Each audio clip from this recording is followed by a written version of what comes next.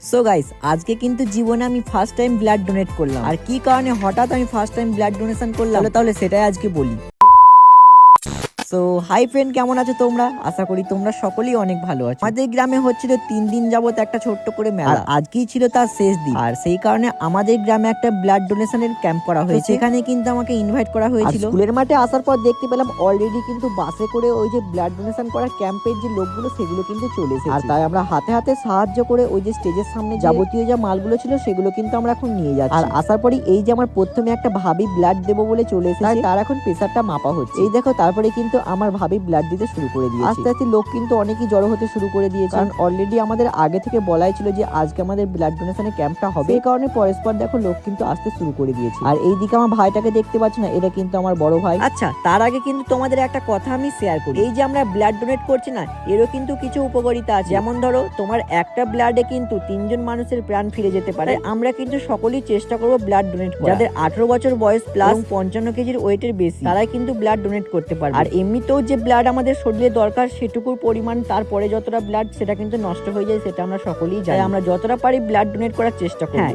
এর মানে এই নয় যে যাদের শরীরে হিমোগ্লোবিন কম আছে তারাও কিন্তু ব্লাড ডোনেট করবে। আমরা চেষ্টা করব ব্লাড ডোনেট করার আগে কিন্তু হিমোগ্লোবিনটা একবার চেক করা, বা প্রেসার, সেগুলো একটু চেক করতে হবে। কারণ ব্লাড দেওয়ার পরে কিন্তু অনেক রকম প্রবলেম আসতে পারে, সেই কারণে এগুলোকে ভালো করে লক্ষ্য রাখতে হবে, তারপরে কিন্তু আমরা ব্লাড ডোনেট করব। আর আজকে কিন্তু আমিও সেই চিন্তা করে দেখো ব্লাড ডোনেট করবো বলে আমি রেডি হয়ে গেছি। এদিকে কিন্তু আমার বড় ভাইও ব্লাড অলরেডি দিয়ে দিয়েছে, এরপর আমি যাব।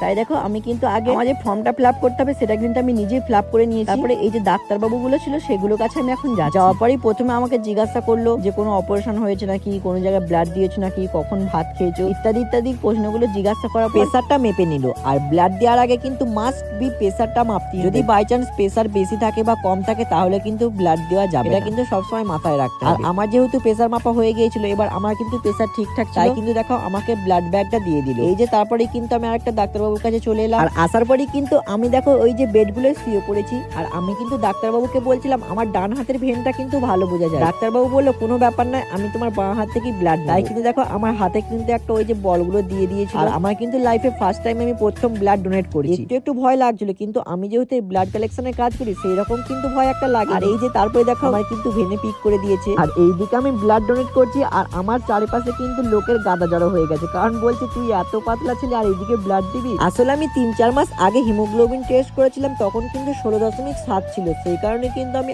আরো সাহস করে এই ব্লাডটা ডোনেট করতে পারলাম। আর এই দেখো তারপরে কিন্তু 8 থেকে 9 মিনিট পর কিন্তু আমার ব্লাড ডোনেট করা কমপ্লিট হয়ে গেল। তারপরে দেখো আমাকে কিন্তু দুধ খেতে দিয়েছে, একটু গায়ে শক্তি বাড়িয়ে নিতে হবে সেই কারণে। আর এই দেখো তারপরে কিন্তু একটা সার্টিফিকেটও দিল আমাকে।